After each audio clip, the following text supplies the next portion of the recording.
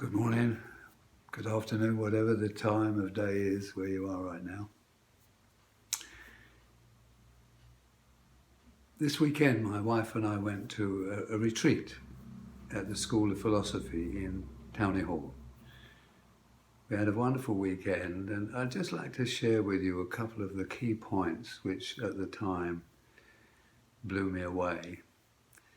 The speaker was Mr. Horan. He's the head of the School of Philosophy, a beautiful man.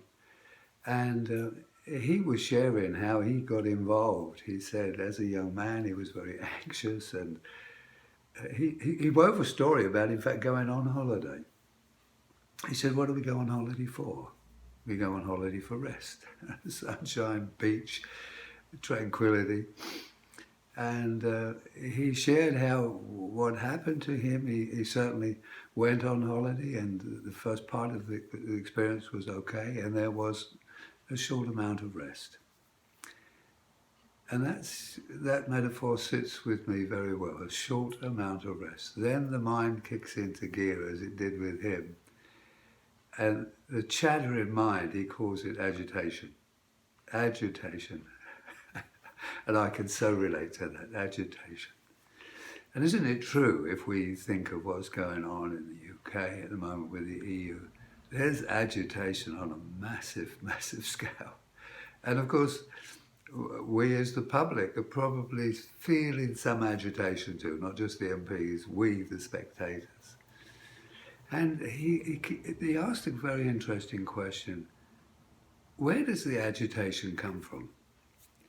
Well, basically, when we don't see correctly, we see it as out there, those buggers over there in the UK, in Parliament, and those up north that aren't quite being compliant to go along with the deal. So we basically see the problem as out there.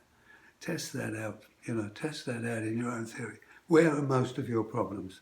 Are they seemingly outside? So there's a me, and there's the agitation. And we need to go in the reverse direction. The agitation actually is inside.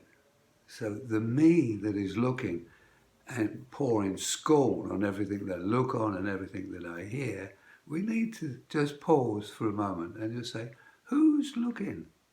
Who's looking? Well, I have to tell you, the who is looking is a separated self. We call it the ego, the massive ego, that we think we can sort all problems out. We're like a sorting machine. This is positive, this is negative, and this is neutral. And all of those are projected outwards. It's just a foolish game that we play.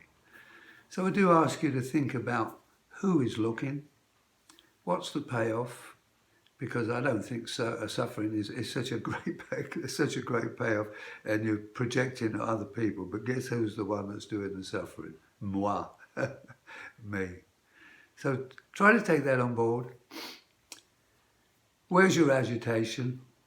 Who's looking at the agitation? Is it something you're projecting onto the outside world?